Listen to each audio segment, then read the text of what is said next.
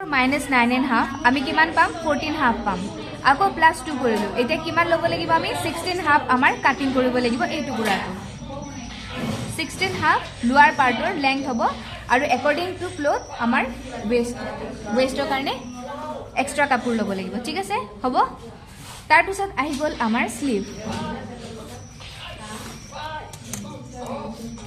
স্লিভৰ length হয় arm whole হয় bottom হয় আৰু এইটো আৰ্ম হোলৰ ডাউন হয় ঠিক আছে এইটোক আমি কি বুলি কোৱা হয় arm hole down arm hole এইটো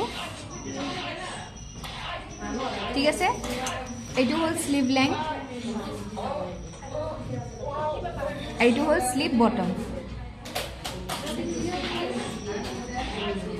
স্লিভ বটমক আমি সদায় 2 ৰে ডিভাইড কৰো কাৰণ এইটো আমি হাফ জুখ লও আৰু প্লাস এক্সট্ৰা 1 এ লম কাৰণ আমি বডিত 1 লৈছো যেহেতু এইটো 6 to 5 ইয়াৰ্ছৰ বাচ্চা হয় তেওঁলোকৰ যোনটো আৰ্ম হোলৰ ডাউন থাকিব সেইটো 2 বা 1.5 আমি লব লাগিব ঠিক আছে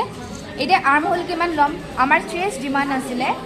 চেষ্টক আমি 4 ৰে ডিভাইড কৰি প্লাস 1 কৰিব লাগিব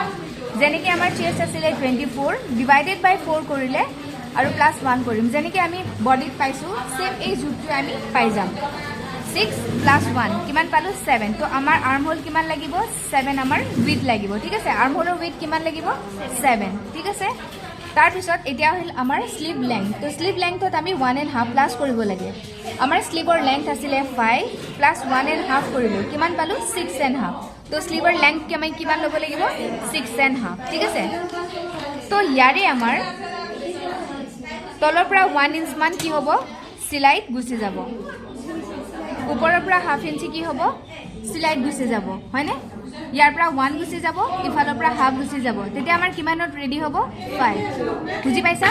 এতিয়া আমাৰ স্লিভ বটম আছিলে 9 ডিভাইডেড বাই 2 কৰিলো প্লাস 1 কৰিলো এক্সট্ৰা কাটিংৰ কাৰণে 4.5 প্লাস 1 কিমান হ'ল 5.5 তো আমি কি কৰিব লাগিব ডাইৰেক্ট 5.5ত আমি জুখিম ইয়াতে 5.5 যত পাম 5.5ত কি কৰিব লাগিব ষ্ট্ৰেইট লাইন টানিব লাগিব আৰু এই এক্সট্ৰাখিনিত আমি অলপ এনেকৈ দিম যাতে এই কাপোৰটো ফোল্ড হৈ যোৱাৰ পিছত ই এক্সট্ৰাটো ছুটি হৈ নাযায় সমান হয় ঠিক আছে বুজি পালা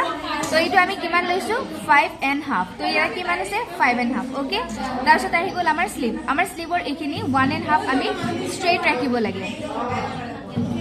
কাৰণ আমাৰ বডিটোত এই অংশখিনি ষ্ট্ৰেইট থাকে হয়নে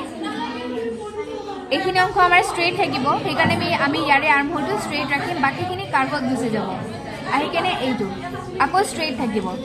এইখিনি থাকিব ষ্ট্ৰেইট বাকীখিনি থাকিব আমাৰ কাৰ্ভ বুজি পোৱা গৈছে যেহেতু বাচ্চা হয় ইয়াতে আমি হাফ ডাউন দিব নালাগে দুয়োখন স্লিভৰ